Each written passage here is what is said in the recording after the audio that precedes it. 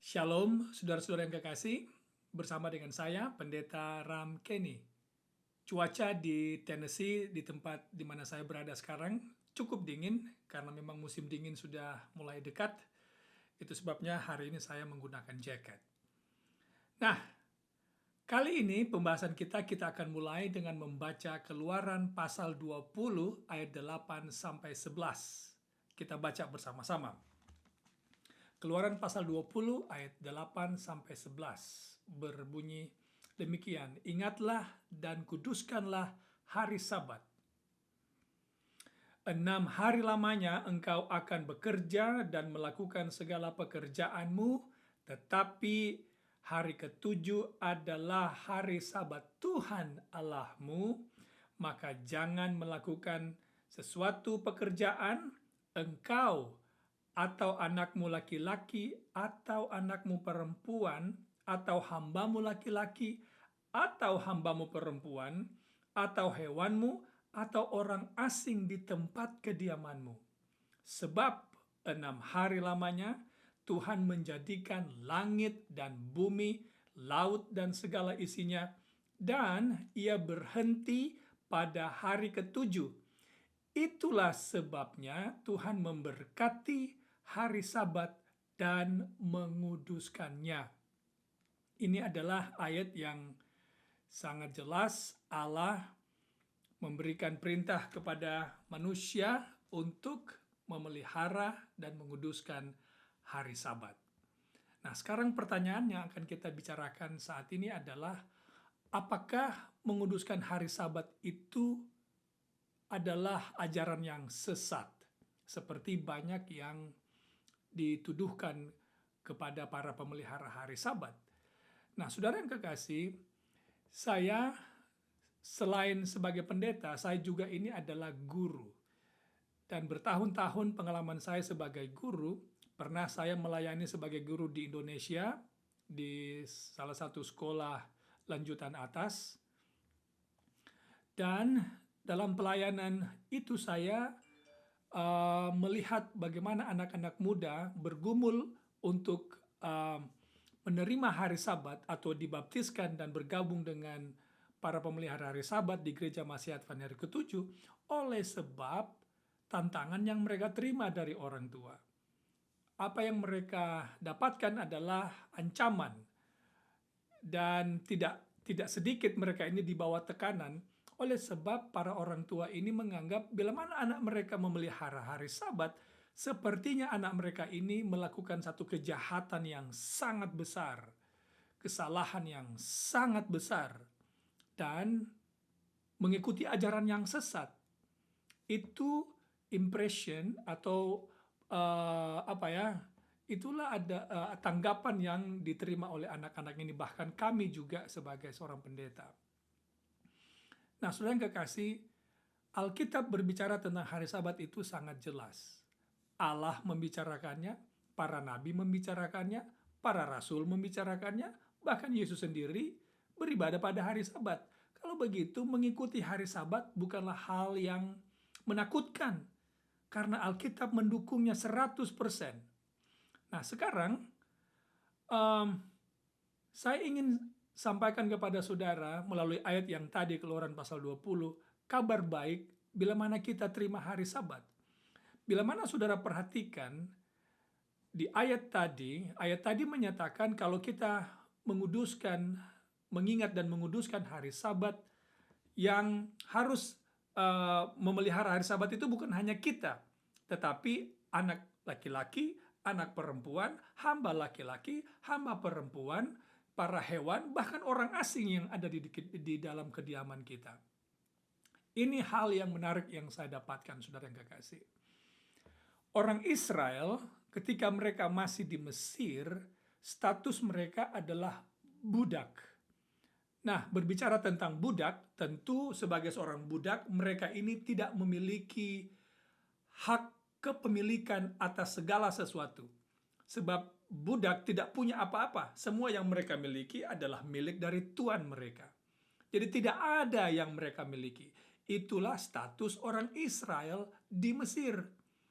Nah, Tuhan membebaskan mereka, mengeluarkan mereka dari sana, dan memberikan istirahat kepada mereka. Oleh sebab di Mesir, dalam situasi perbudakan di sana, hari Sabat itu di bawah tekanan dan hampir tidak mungkin dilakukan. Hampir tidak mungkin umat-umat Israel memelihara hari Sabat di bawah tekanan. Tekanan perbudakan. Itu sebabnya Allah bawa mereka keluar. Bukan berarti orang-orang Israel ini tidak memelihara hari Sabat. Hanya saja situasi perbudakan yang mereka alami ini tidak memungkinkan bagi mereka untuk secara bebas menjalankan agama mereka atau ibadah mereka kepada Allah. Dalam hal ini memelihara hari Sabat. Oleh sebab kita tahu sebelum perbudakan terjadi, orang-orang sebelum ini adalah para pemelihara hari Sabat. Saudara bisa lihat video yang saya sudah bahas pada beberapa waktu yang lalu tentang hari Sabat, mulai dari Taman Eden, kemudian sesudah Eden, kemudian sebelum air bah, dan sesudah air bah, Sabat ini tetap dipelihara. Nah, ini yang menarik, saudara yang kekasih. Ketika Allah memberikan hari Sabat kepada orang Israel, status mereka tiba-tiba berubah. Dari mana kita tahu? Well, ayat yang tadi membicarakannya, yaitu ketika Allah minta mereka untuk ingat dan kuduskan, yang akan mereka lakukan adalah saat itu ayat yang tadi menyebutkan anak perempuan, anak laki-lakimu, anak perempuanmu, hambamu laki-laki, hambamu perempuan. Nah, saudara yang kekasih, kalau mereka punya hamba laki-laki dan punya hamba perempuan, kalau begitu apa status mereka? Apakah mereka masih seorang budak? Absolutely not. Mereka tidak lagi di bawah status perbudakan. Kalau seseorang sudah memiliki budak, laki-laki dan perempuan, berarti status mereka telah berubah menjadi tuan, menjadi master. Nah, saya memuji nama Allah ketika kita memelihara hari Sabat, status kita itu berubah dari budak dosa, kita dimerdekakan dan kita menjadi anak-anak Allah yang memiliki hak warisan atau hak kepemilikan seperti yang dialami oleh orang-orang Israel. Puji Tuhan. Nah, ketika Allah mengatakan, ingatlah dan kuduskanlah hari Sabat. Apakah hari Sabat itu harus mereka kuduskan karena belum kudus atau sudah kudus sebelumnya? Oh, jawabannya saudara, hari Sabat itu sudah kudus sebelum Allah meminta mereka untuk menguduskannya. Kalau begitu kapan Allah menguduskan hari Sabat? Well, jawabannya kita kembali ke Kejadian pasal 2 ayat 1-3, ketika Allah selesai mencipta. Allah berhenti, Allah berkati, dan Allah kuduskan hari Sabat. Hanya sangat disayangkan, justru hukum yang dimulai dengan kata ingatlah justru dilupakan orang. Bukan hanya dilupakan, tetapi ditentang oleh kebanyakan orang. Tapi bila mana saudara menanyakan itu kepada saya memilih untuk berbeda dengan mayoritas orang di dunia ini yang menolak hukum Allah. Saya ingin tetap mengikut Tuhan. Tahukah saudara bahwa Alkitab menjelaskan atau menyatakan mayoritas itu selalu berada pada posisi yang salah dan menentang Allah sepanjang zaman di dalam Alkitab, mulai dari Perjanjian Lama sampai Perjanjian Baru. Mari saya beri contoh kepada saudara-saudara sekalian. Saya beri contohnya di zaman Nuh, ada berapa orang yang memilih setia kepada Allah? Apakah mereka kaum mayoritas atau minoritas? Oh, hanya minoritas, saudara. Hanya 8 orang. Di mana mayoritas? Mayoritas ini melawan Allah. mereka tidak menghormati hukum-hukum Allah. Lalu kita pergi lebih jauh lagi.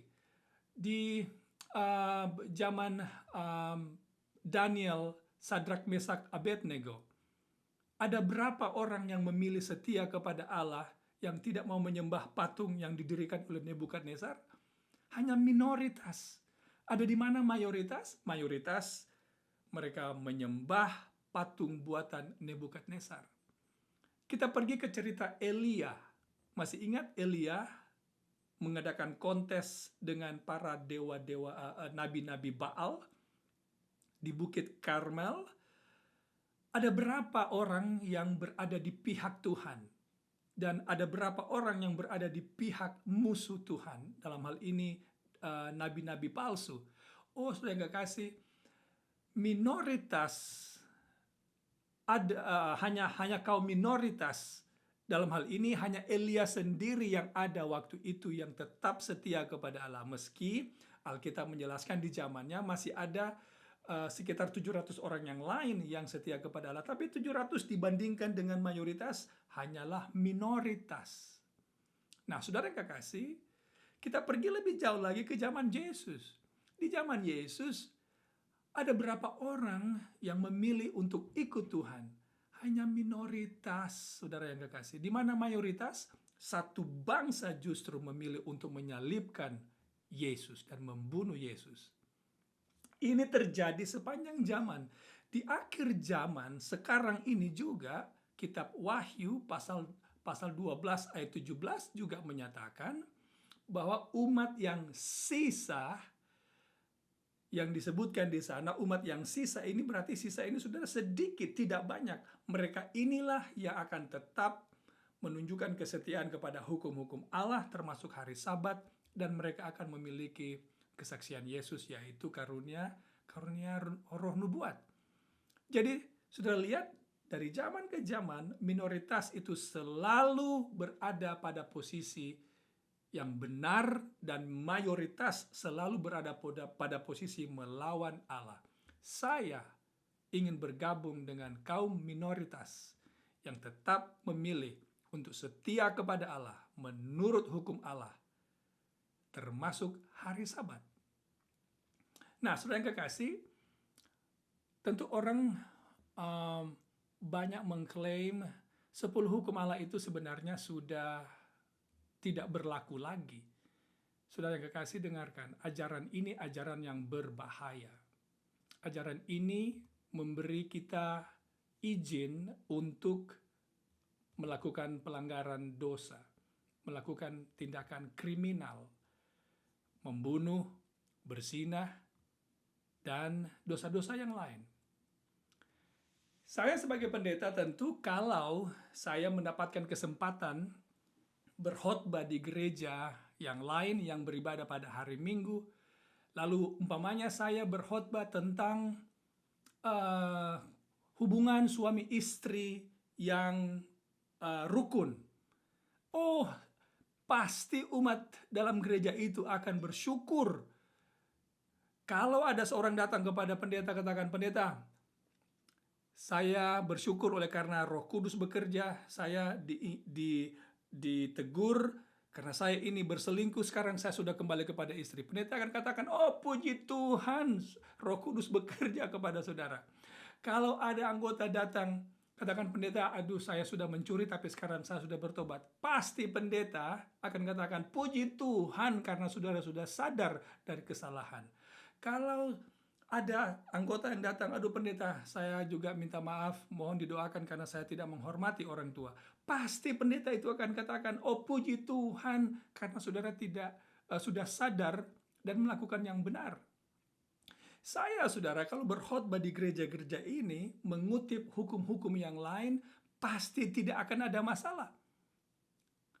Dan anggota-anggota akan rasa diberkati kalau saya berkhotbah tentang jangan berzinah, jangan mencuri, jangan membunuh, atau hormatilah Allah, jangan menyebut nama Allah dengan sembarangan. Saya bisa berkhotbah ini dengan bebas di gereja-gereja yang lain tanpa ada masalah. Malah saya akan mendapatkan sambutan yang baik. Anggota-anggota akan diberkati. Tapi tidak dengan hukum yang keempat. Nah, ini kan aneh. Ini aneh namanya. Kenapa 9 itu terlihat oke, tapi hukum yang keempat kok tidak diterima? Jawabannya sederhana, saudara yang kekasih. Oleh sebab Alkitab menyatakan hari Sabat ini adalah tanda antara kita dengan Allah. Dengan memelihara hari Sabat, maka Allah mengatakan, kamu adalah umatku. Yeskiel pasal 20 ayat 12 dan 20. Setan tidak suka ini.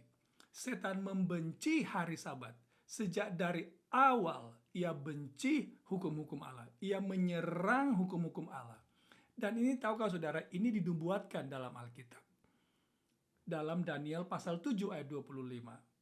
Tentang usaha dari satu kekuatan yang ingin mengubah hukum Allah dan mengubah waktu. Saudara baca sendiri, atau mungkin kita baca ya, lebih bagus ya. Daniel, mari kita pergi ke Daniel pasalnya yang ke-7. Kita akan lihat nubuatan Alkitab di sana. Mungkin saya akan jelaskan di lain waktu kekuatan yang mana yang dimaksud. Daniel 7 ayat 25. Ia akan mengucapkan perkataan yang menentang yang maha tinggi. Ia ini adalah tanduk kecil. Nanti kita akan bahas tanduk kecil ini siapa. Tapi secara singkatnya, ini adalah kekuatan gereja. Gereja yang menganiaya. Ia akan mengucapkan perkataan yang menentang yang maha tinggi. Ini adalah blasphemy. Atau hujat. Karena menghujat Allah. Yang menentang yang maha tinggi dan akan menganiaya orang-orang kudus milik yang maha tinggi. Ia berusaha mengubah waktu dan hukum. Jadi saudara yang kekasih, Alkitab sudah nubuatkan akan ada satu kekuatan atau satu kuasa, satu organisasi yang bila kita lihat dari perspektif nubuatan, kita akan dapati bahwa ini berbicara tanduk kecil yang adalah gereja yang murtad. Yang berusaha mengubah waktu dan hukum. Hukum mana? 10 hukum Allah, saudara yang kekasih, berusaha untuk dirubah. Ada satu gereja yang telah meniadakan hukum yang kedua, kemudian hukum yang keempat, tentang hari Sabat menjadi hukum yang ketiga, lalu supaya menjadikan hukum itu tetap 10, hukum yang ke-10 mereka bagi menjadi 2 bagian, supaya tetap 10.